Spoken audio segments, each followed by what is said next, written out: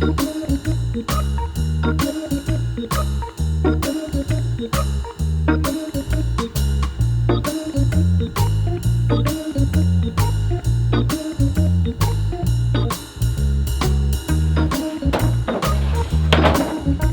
I'm not a happy bunny, because in today's video, the bonus video of the Garden Workshop series, I am going to be dimensioning this piece of ash entirely by hand, because I lost a bet to you guys that a certain video wouldn't hit 4,000 likes. It did. So for context, it's about 1 PM and it is currently 23 degrees, which before you Australians say, oh, that's not hot, it's hot for someone who looks like a mini milk ice lolly and wears black all day. Why did I offer to do this? I'm such a blimmin' idiot. Oh, and just to make matters worse, hay fever's just kicked in. Oh, dearie me. Right, so plan of action for this video. I'm not going to do the entire board, sod that.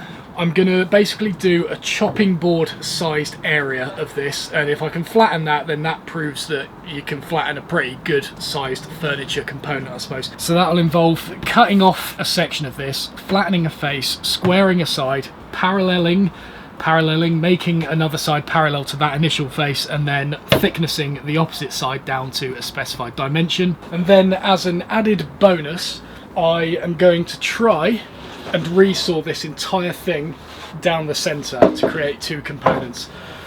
That is not what I'm looking forward to. Now, just so you're aware, this isn't going to be a tutorial as such, because I haven't ever done it on a setup like this before. This is going to be more of like a documentary of how I would go about doing this in a garden workshop. Some of the things might be terrible, some of the things might work really well. I have no idea at this point, but if you want to know the general process of how to flatten, square and thickness and square end grain on a piece of material entirely by hand, I've got an entire section on my free online woodworking school where you can learn how to do that.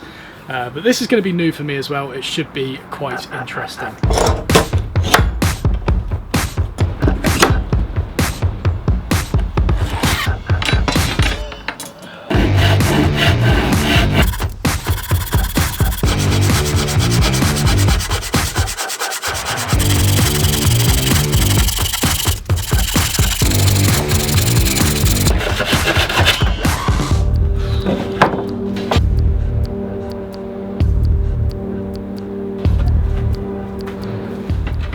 Oh mate, this is awful.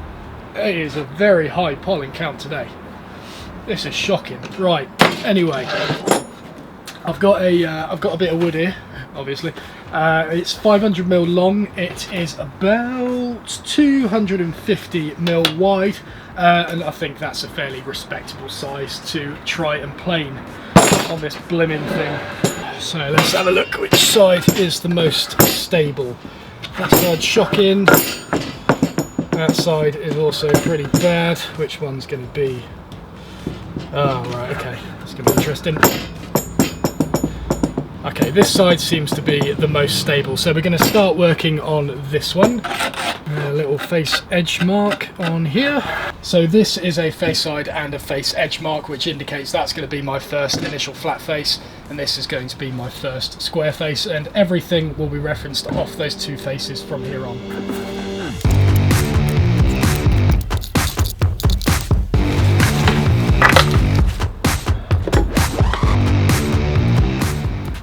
One for you, one for me. Lovely. Oh, that's so much better.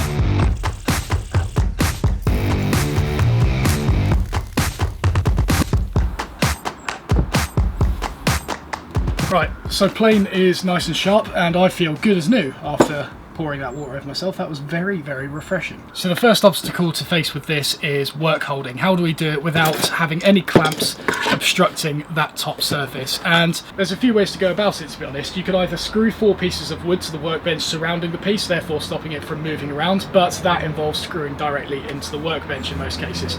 Or you can create some sort of planing stop and what's called a doze foot. And so this piece of plywood I've got here is about 6mm thick, should be perfectly fine to split in half, create a planing stop out of one half and then the doze foot out of the other. The thickness of this material doesn't matter too much as long as the board that you're planing doesn't rock over the top of it, or else that won't create a very good planing stop, and it obviously isn't thick enough to protrude over the top of the material you're working on, therefore being hit every time you plane off the edge. Ideally I'd have have this a little bit thicker, maybe around 10mm or something, but 6 will be absolutely fine.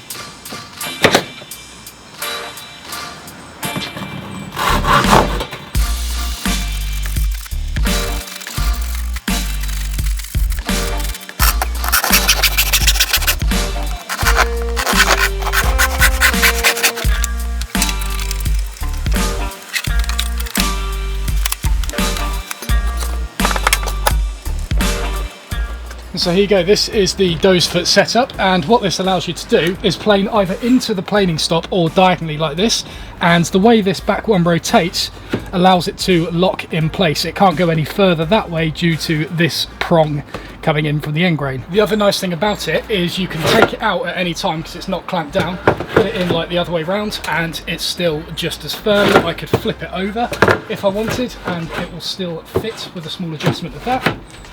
And there we go. I've just spotted this minging crack that I'm going to have to thicken this out later. Oh no. So I'm going to start by cleaning off all these saw marks on the top, and then we will reevaluate if it's flat or not, or if it's twisted or anything like that. I'll cover it in a minute, but for now, just got to get these saw marks off.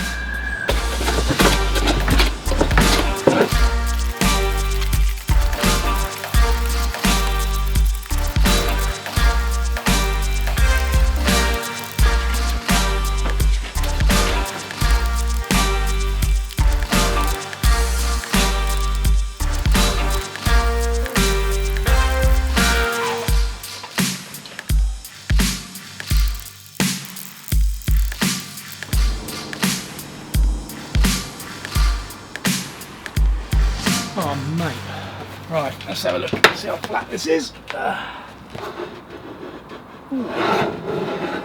Not bad. Get me the old winding sticks. Right, so winding sticks are used to check if a board is perfectly, it's not twisted essentially. So if a board was twisted, it would start at an angle like this and it would twist like that. And these, is the word accentuate? I think I got it wrong last time. These will amplify any twist on it and make it a lot more prominent. But before using these, you have to check that the board is actually flat across its width, because there's no point measuring the twist if this is rocking on a bump in the middle. And I can see that this is spinning in the middle. You can see with that, it's definitely pivoting around here somewhere. So there's definitely a high spot here and around here as well. Again, there's definitely some sort of high spot there. So then with that, we'll sight down the winding sticks to see if that grey line is parallel. And it looks as if... Am I imagining that? Or is it alright? I need to stop looking at it through a camera lens. It looks like there is the tiniest bit of grey poking up on this corner here. Now that means one of two things. It could either mean that this corner is too high, or it could mean that this one is too low in relation to that, thus meaning this is actually sitting high here. So I'm going to do a few shavings in this area, a few up here, and then hollow out the centre again, and we'll just quickly recheck it.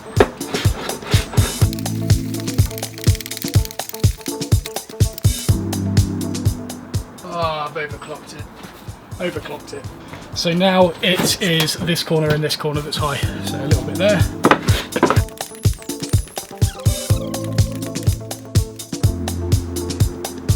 So I'm just going to quickly use the corner of the plane to check there's no bumps in it whatsoever. That seems to be okay. You can feel when the plane is hitting both corners, like scrapes, whereas if you find a high spot, it starts pivoting. So there is definitely a high spot there, which isn't ideal.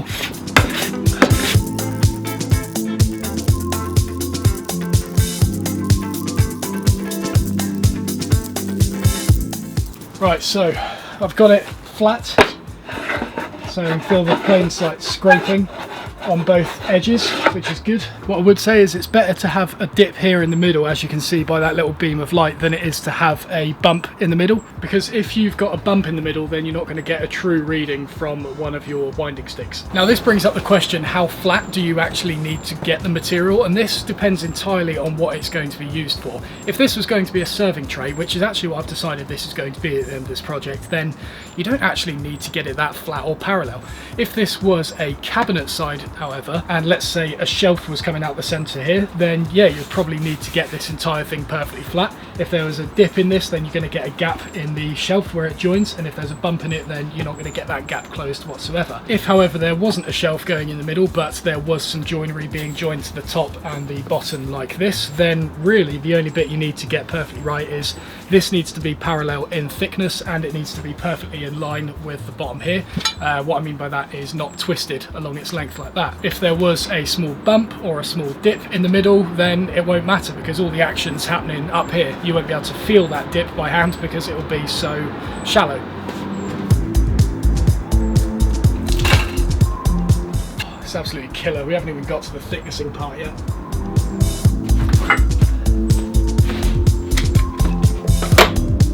Right, so it's now time to start squaring up one of the edges, and this is definitely not the ideal height to do this because my shoulders are going to be right up here when I'm doing this, which ain't going to be too good for the back or the neck or the shoulders or the traps.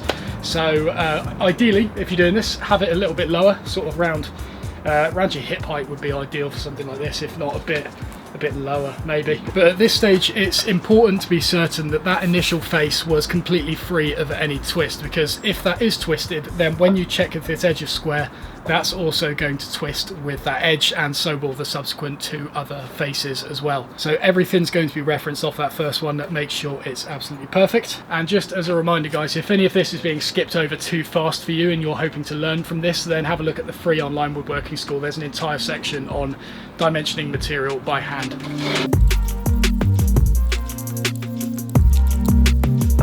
Right, there we go. That is all nice and square now, and I used a cambered blade on that in order to dictate where I was taking the heaviest shaving from. Again, that's another lesson on my free online woodworking school. Right, so one face is flat, one edge is square to that face, and they're both flat and not twisted or anything like that. The next one we need to do is this edge, and the main thing we need to ensure with this, in addition to it being square to this initial face, is making sure it's parallel to this one. So the best way to do this is by using a panel gauge, which is basically a massive marking gauge, and you scribe that along this first edge. Obviously it would be scratching up here if it was big enough, and that will give you a line that's perfectly parallel to this first edge. Now in the cabinet projects that I was filming before the coronavirus pandemic hit, I showed you how to construct a rudimentary panel gauge, but because this is only going to be a serving tray, it doesn't necessarily matter if it's not absolutely perfect. So I'm just going to do this with a ruler, measuring off either side. Let's see, we could probably make this about 250 millimeters wide, bang on, because we're actually a little bit over that at the moment.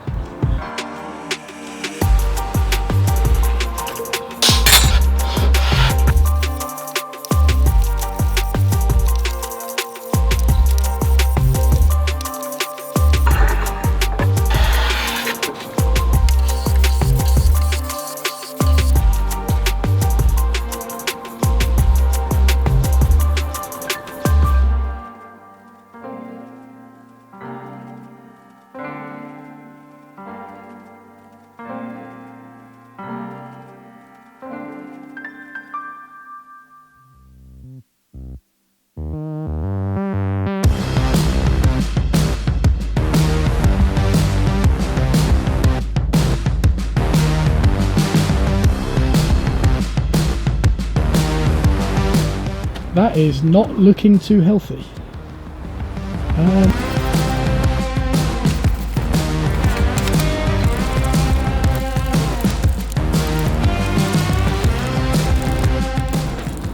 Right, so we're down to all the edges. Now to remove the bump in the middle.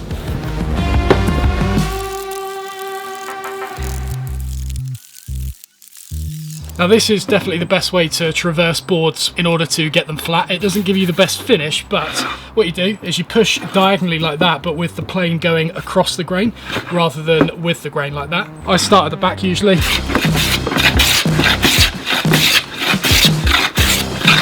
You get these really wacky shavings coming out of it, but that's properly hogging off material while not causing much tear out, and it seems to be a little bit friendlier to this workbench as well.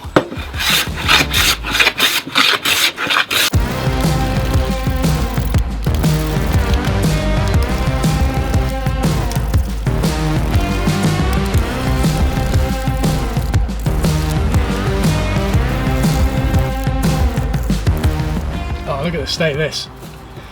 That's how hot it is. That's my stropping compound. Right, so I've got it all flat. We're down to the edges that I planed down to previously, but we've still got a big old split in the centre, which means I need to go down deeper. My hay fever is, well, scientists, if you can create a cure for hay fever as well as COVID, it would be spectacular. I would pay good money for a cure for this. This is minging. So the dip seems to be about 2 millimeters deep. So I've set the marking gauge up to that. We're going to reference it off that first edge still and get to work again.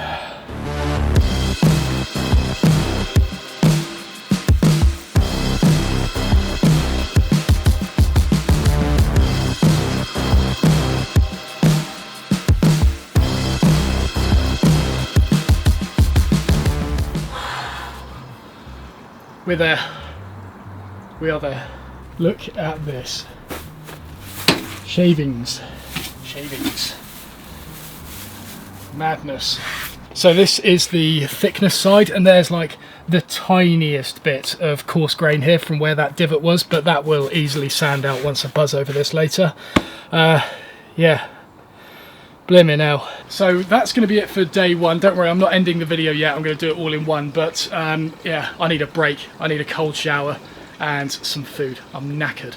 But tomorrow I'm going to get squaring up these ends. I'm going to cut some little handholds on it to make it a proper serving board. With regards to the resawing, I've realised that my Japanese saw isn't actually going to be able to get all the way through, and also resawing a serving board isn't necessarily going to lend itself to holding heavy plates of food with my gigantic portions I put on there. So whether the resawing happens in this video or not, I don't really know, but if not, then I promise to address it probably in a live stream when we get back to the workshop with how to resaw timber by hand. It was kind of something that I covered in the actual garden workshop series when I was cutting the lipping for the top of the third box, but obviously I know you guys want to know how to do it on thicker material. It's much the same principle, just with a lot more effort involved. So yeah, roll on day two. Right, hello. I've come armed and ready with some hay fever tablets. I've already done that nose spray thing today, so we're feeling pretty good on that route. I've been skateboarding already this morning for the first time in 5 or 6 years, and I'm wearing shorts. Today's going to be a good day. So yesterday I got one face flat, the other face thicknessed, and 2 edges square to that initial face. The only thing that needs doing today is squaring off the end grain and cutting some handle holds in it to make a nice serving tray. I say it's a serving tray, basically it's a lap tray to eat our dinner off because we don't have a dining room in this house. We decided to change the dining room into an office and now we have nowhere to eat, so we just eat off our laps, and it's really inconvenient when you have a hot bowl resting on your lap, and it makes eating far less enjoyable than it should be. Now obviously the best way to plane an end grain square is to use a shooting board, which is buried back there somewhere. Everyone knows that, but I know that many of you won't have access to a wider shooting board like that, or maybe you just don't have access to a shooting board altogether, I don't know. So I am going to challenge myself to square this end grain entirely by hand, without the use of any of this workshop equipment. So when squaring end grain, you always want to do it off the same edge, so we'll square it along here and then square it along here. You don't want to be doing it off this edge and then doing it off the back edge when going down this way, because if these aren't perfectly parallel, then this might not be parallel.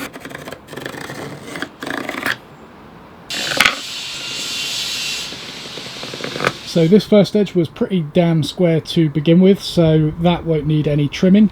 However, this side over here, that was a little bit of wobble on that, so we're going to need to trim that up.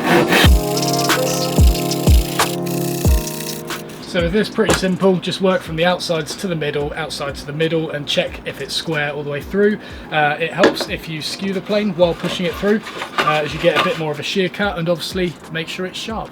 Nice and simple.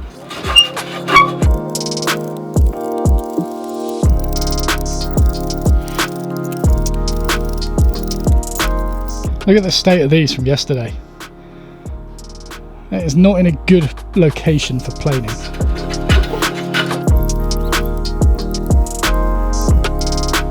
So there you go, you can still see remnants of the line, but that's absolutely fine because I know that I haven't gone past it, and that will be, in this case, chamfered out afterwards. So now I'm just beginning to mark out for the handles. Obviously I need these to be wide enough to get the fingers through. I think that should work, but also close enough to the edge enough that I can actually grip it, but not so close that it causes weak end grain here. Because if I drop a plate of food on the floor as a result of this breaking, I'm not going to be a happy bunny. I'm going to play it safe and go 60mm in. I don't think that's going to be... no, 55. Let's go 55.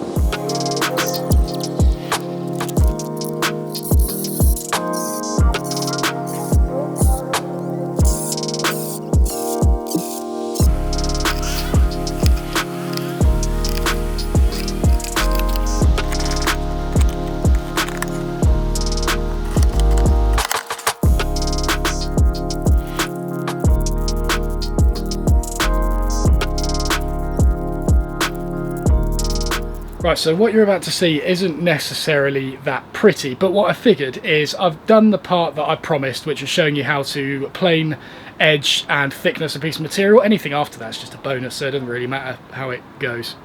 Yeah, look, alright, I rushed it a little bit, but like this will clean up. That's not the main problem. If I just zoom out a little bit. Yeah. This. Now, I would like to quickly explain, this wasn't actually my fault, and I'll give you proof for that. So I kind of want to get this done today, and that means that I can't really wait for glue to dry before finishing up the rest of the board. So the plan of action is to get it all sanded, get it finished, and then glue this together, and then just literally pop off the glue afterwards because it won't stick to the finish. Now, I'm going to be doing a heavy chamfer in this area, but if I do so, then there's a big old risk of popping off this area of short grain. I was just saying to my housemate, I could probably karate chop that now, and it would pop straight off. So what I'm going to do is clamp it together like this. There you go, good as new. And then chamfer round there. Probably try and do the end grain as well while this clamps on it, and just make sure that that area is nicely supported while it's being worked on. And then after we've done that, take the clamp off, finish up the rest of it, get it sanded, sort out the insides of these, then finish, I think.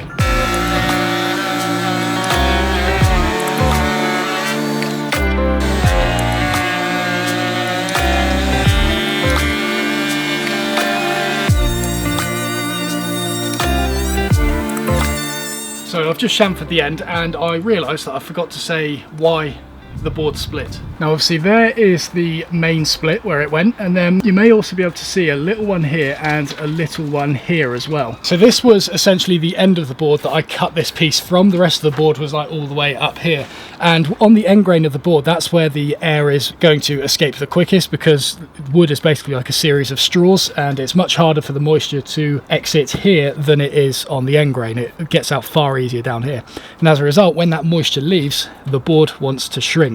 And it seems that the only thing holding this split together was a little bit of material up here, and by drilling that out and releasing that tension, pops it apart. And in releasing the tension there, it's obviously meant that these splits haven't had to release, which is why all three of them didn't go at once. It only takes one of them to relieve that tension. So yeah, that's just to clarify, that wasn't my fault. Could I have been more light-handed? Yes, absolutely, but the split wasn't my fault.